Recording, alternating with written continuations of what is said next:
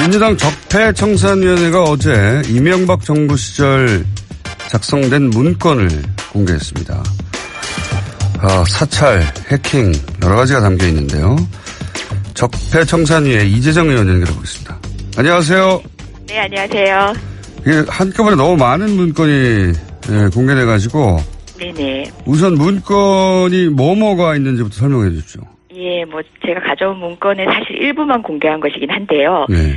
5가지 주제로 7개의 문건을 공개했습니다. 먼저 계속 이야기되고 있는 방송 장악 문건, 특히 KBS 장악 문건입니다. 네. 그리고 청와대가 주도한 강권 선거 의혹 문건이라고 저희가 명명을 했는데, 향군 선거에 개입을 해가지고 향군을 총선에 활용하려고 했던 것, 그리고 청와대 출신 행정관 등에게 총선 지원을 하려 했던 것, 그리고 세 번째로는 문학의 블랙리스트를 VIP, 그러니까 이명박 대통령이 직접 보고를 받았다라는 메모, 그다음에 야권 지자체 단체장을 사찰한 메모, 그리고 마지막으로 군 기무사 사령부의 해킹을 당연히 전제로 하고 왜 해킹이 발각됐는지를 변명하는 방식의 문건이었습니다.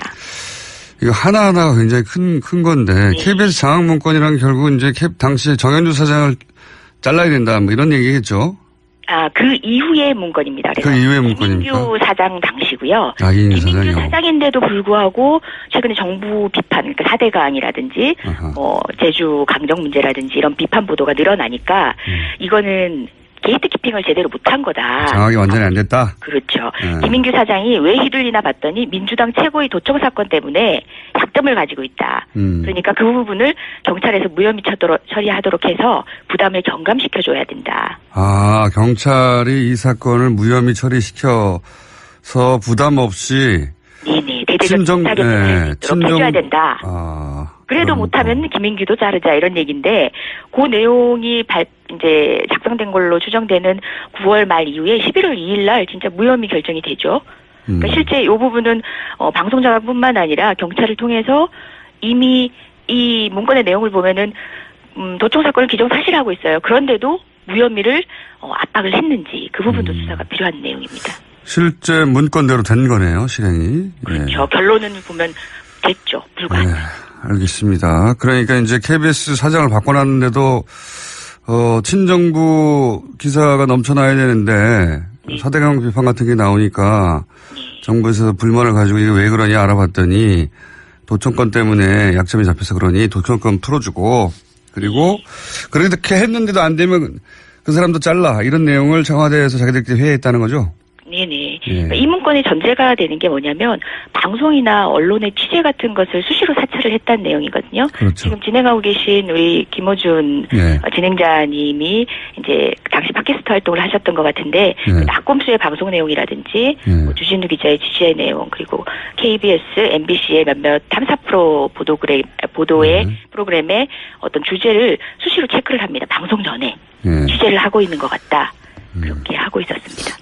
일상적인 사찰이 진행되고 있었던 거죠. 청와대에서 저한테 그렇게 관심이 많았었다니 참 고맙네요. 네. 그런 문건이 나온 것이고. 그리고 요게 이제 사실 가장 사실은 핫합니다.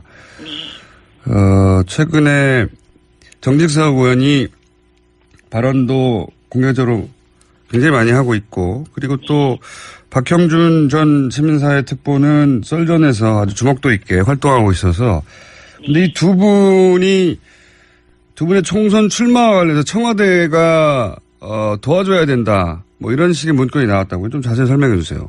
예, 그 대통령실 전출자 총선 출마 준비 관련 동향이라고 해서 이명박 정부 시절에 공직기관 비서관실에서 감찰팀이죠. 감찰팀에서 왜 이런 걸 하는지 모르겠는데 2011년 12월에 작성한 문서입니다. 거기에 보면은 정진석 지금 의원을 포함한 2명의 수석 그리고 비서관, 행정관 총 11명의 출마 준비자들의 동향을 적어놓고 이들의 불만 사항이 대통령 정책기조 홍보할 장소 내보냈으면 싸움에 이길 수 있게 지원해줘야 되는 거 아니냐라고 이제 불만 사항이 있다. 일단 불만이 왔고 후보들로부터. 그렇죠. 근데 대통령의 국정 철학을 제대로 이행하고 퇴임 이후 안전판 역할을 할 수 있도록 당선율을 최대한 끌어올리는 게 바람직하다라고 적혀 있습니다. 그래서 청와대가 총선을 지원한다는 게 어떻게 있을 수 있죠? 뭐 어떻게 한다는 거죠? 직접적인 방식이라고 보면 돼요. 정무, 민정, 총무 비서관실에 이들을 지원할 팀을 꾸려야 된다고 얘기를 합니다. 아, 정무, 민정, 총무 비서관실에 아예 팀을 꾸려라. 예. 그리고 게이트가 돼서 이제 창부가 돼서 그들의 민원을 접수하고 도와줄 게 있으면 도와주라라고 이제 몇 안을 이렇게 하는데 대통령실 밑에 이걸 창구를 개설하라는 것 자체가 뭐 이행이 되었는지 아닌지는 문서로서는 알 수 없지만 이 정도로 구체적인 계획인 것 같으면은 직간접적으로 이행이 이루어지지 않았다고 볼 수 없는 거잖아요. 그런 의혹을 가질 수 있죠. 예. 네. 그러니까 순서는 청와대 출신 출마자들이 왜 안 도와주냐고 불만이 있으니까 네. 청와대 내에서 정무민정 총무비서관실에 팀을 꾸려서 이들을 적극 지원해야 한다라는 구체적인 문서가 있다. 네네. 예, 대통령이 그리고 퇴임 이후 안전판 역할을 하기 위해서 이 사람들이 꼭 당선돼야 된다. 실제 정진석 의원은 정무수석 출신인데 지금 안전판 역할을 하려고 노력하시는 것 같아요. 실제.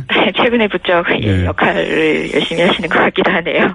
이 문서 상관관계가 어떻게 있는지 모르겠지만 팀이 실제로 꾸려졌는지에 대한 문서는 없지만 그걸 논의할 문서가 나왔다는 거군요. 네네. 뭐 아시다시피 노무현 대통령은 열린우리당 잘 됐으면 좋겠다 말 한마디 때문에 국회에서 탄핵소추까지 이루어졌습니다. 그런데 그렇죠. 지금 청와대 내에서 총선팀 꾸려놓고 전방위적인 선거운동을 했을 여지가 있어 보이는 이런 문건이 발견됐는데 이것이 사실이라면은 당시 이명박 대통령은 탄핵을 통해서 물러났어야 할 대통령임이 명백한 거죠. 그런 셈이네요. 네. 그때는 이제 말 한마디 때문에 했는데 이건 뭐 구체적으로 의논하고 아예 출마자들이 요구하고 당연하다든지 청와대에 그러자 정무민정 총무 여기서 나서서 팀을 꾸리고 뭐 이런 얘기를 했으면 탄핵 사유에 해당되긴 하네요. 제가 보기에는. 자, 법률가 출신이시니까 당연히 뭐 아시겠죠? 자, 블랙리스트 관련은 많이 나왔는데 특별히 어제 공개한 문건에서는 특이사항이 있나요?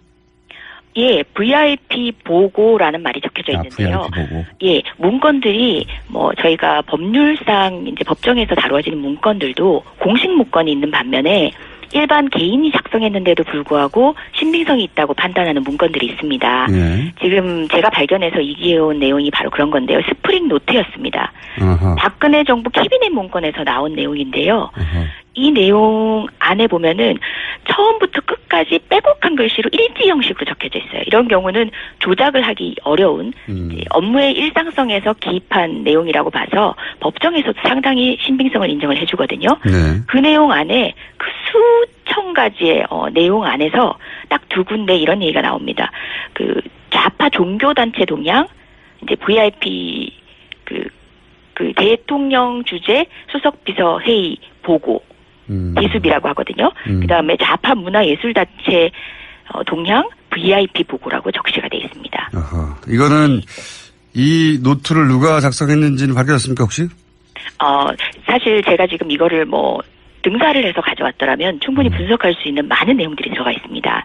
그 교육문화수석실에서 발견된 거고 교육문화수석실 내부에 일하던 분인 것 같고 사실상 내용들만 추적한다면 알 수 있는데 제가 몇 개의 것을 적어올 수밖에 없는 상황이었기 때문에 지금은 이 내용만 가지고 있지만 만약 문서가 공개된다면 충분히 뭐 또 검찰이 수사를 한다면 충분히 알 수 있는 내용입니다. 실적 감정하면 금방 나오겠군요. 뿐만 아니라 다양한 어떤 업무상 일치기 때문에 그 업무에 누가 관여했는지 무슨 날짜에 뭘 한 사람이 누군지를 찾아보면은 특정이 되죠.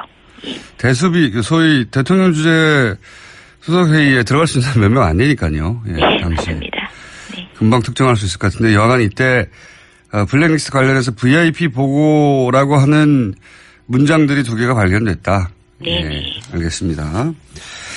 그리고 이건 이제 법적인 효력이 있는 문건으로 보인다. 네. 네. 마지막으로 아주 높이 보고 있는 그런 류의 문건입니다. 그렇군요. 마지막으로 이제 기무사 해킹 축소 은폐 이건 뭡니까? 예, 이것도 정말 충격적인데요. 2011년 기무사는 조선대학교 교수의 이메일을 해킹한 것으로 이제 사건이 드러났는데, 당시에 뭐 관련 직원이 4명이 구속 기소됐지만 개인 일탈처럼 넘겨집니다. 그런데 당시 수사와 관련해서 봐주기 수사했다, 축소 은폐했다라는 비난이 있었거든요. 근데 이번에 발견된 문건을 보니까 기무사에 군 검찰이 압수수색하러 갔습니다. 그런데 수사 관계자와 논의해서 타협을 봐서 압수수색을 그냥 안 하고 돌아옵니다. 나중에 결국 모든 증거가 감춰진 다음에 가서 개인 일찰로 추정되는 증거들만 가져오게 되거든요. 근데 내용의 결과를 보면은 너무 어이가 없는 것이 해킹을 하지 않았다가 아니라 기무사의 해킹은 당연한 것처럼 전제를 하고 이번에 적발된 거는 전문 요원이 아니라 아마추어 지원부서 요원이 실행해서 적발이 된 거다. 평소에 기무사가 해킹하면 거의 적발 안 된다. 이런 얘기가 적혀져 있습니다. 자기들끼리 얘기니까 사실대로 얘기했네요. 왜 해킹이 적발이 됐느냐에 대한 추궁에 대한 대답인 듯한. 해킹을 왜 했느냐가 아니라 왜 적발됐느냐고 물으니까 이거는 기무사가 직접 하면 안 되는데 이게 이제 아마추어 지원부서에서 해가지고 발견이 됐습니다. 이 추궁을 그러니까 해킹을 하면 안 되지, 사찰을 하면 안 되지가 아니라 그걸 해도 되는데 그렇죠. 왜 들켰어? 이런 질문이네요. 그러니까 문제제기 계속 있어 오지 않았습니까? 기무사가 강범위한 민간인 사찰 해킹 해왔다라고 의혹은 제기돼 왔는데 그 부분을 그냥 전적으로 인정하는 그런 류의 문서입니다. 하나하나 내용이 너무나 충격적이어서 어제 한꺼번에 5개 내용을 언론에 공개함으로 인해서 언론도 당황하시고 국민들도 당황하셨는데요. 지금 제가 대통령 기록관에서 확인하고 온 문서들이 비단 이것뿐만 아니기 때문에 또 마냥 이걸 제가 아끼면서 한 번씩 뉴스거리로 저희가 내놔야 될 이유도 없기 때문에 한꺼번에 내놓은 거고요. 더 있나요 혹시? 이명박 대통령과 관련된 내용도 더 있긴 합니다만은 무엇보다 지금 박근혜 정부 기록물을 확인하기 위해서 대통령 기록관에 제가 다녀온 겁니다. 양으로 따지면 사실 이명박 정부 기록물의 몇 배에 해당하는데요. 그 내용들도 하나하나 너무 충격적인 내용들입니다. 곧 다시 모시겠습니다. 예. 이재정 의원이었습니다. 드리겠습니다. 감사합니다. 그리고 요게 이제 사실 가장 사실은 핫합니다. 최근에 정직석 의원이 발언도 공개적으로 굉장히 많이 하고 있고, 그리고 또 박형준 전 시민사회 특보는 썰전에서 아주 주목도 있게 활동하고 있어서, 근데 이 두 분의 총선 출마와 관련해서 청와대가 도와줘야 된다, 이런 식의 문건이 나왔다고요. 좀 자세히 설명해 주세요.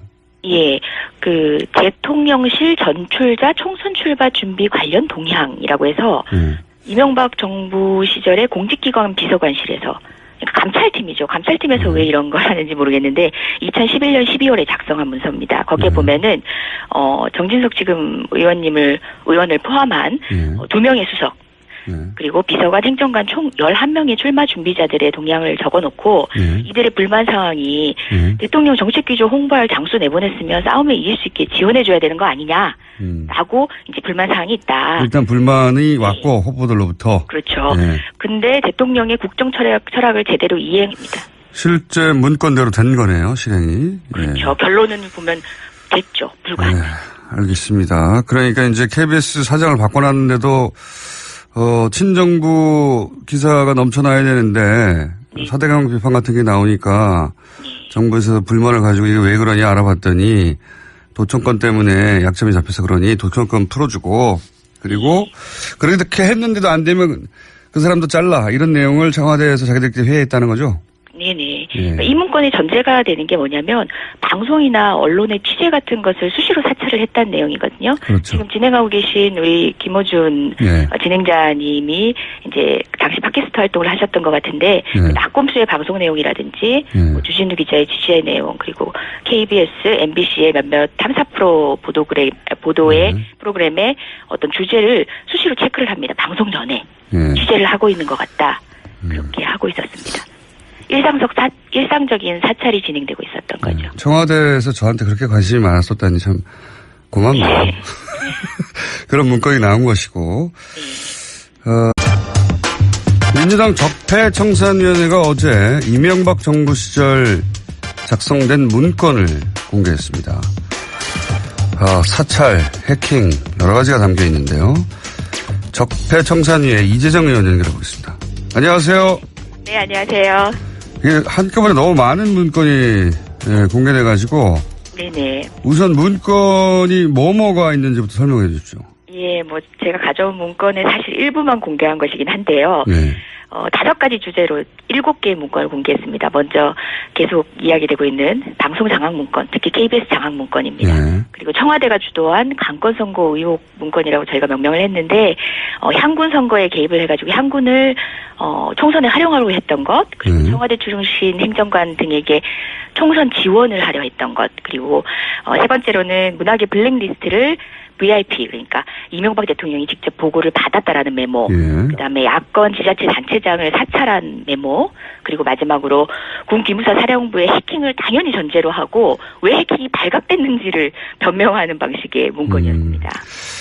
이거 하나하나가 굉장히 큰 건데, 네. KBS 장악 문건이란 결국 이제 당시에 정현주 사장을 잘라야 된다, 뭐 이런 얘기겠죠?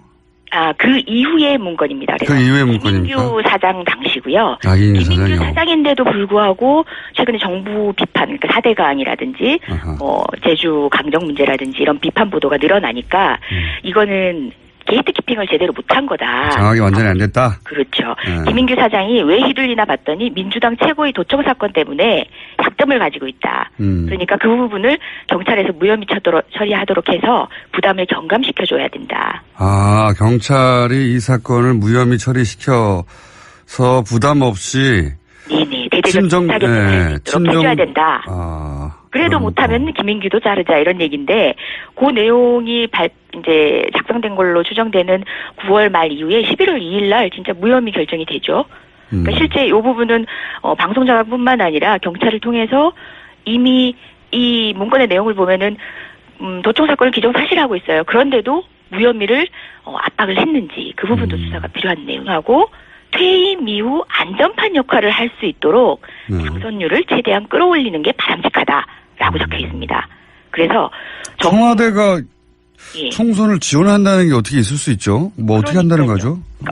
직접적인 방식이라고 보면 돼요. 정무, 민정, 총무 비서관실에 이들을 지원할 팀을 꾸려야 된다고 얘기를 합니다. 정무, 민정, 총무 비서관실에 아예 팀을 꾸려라.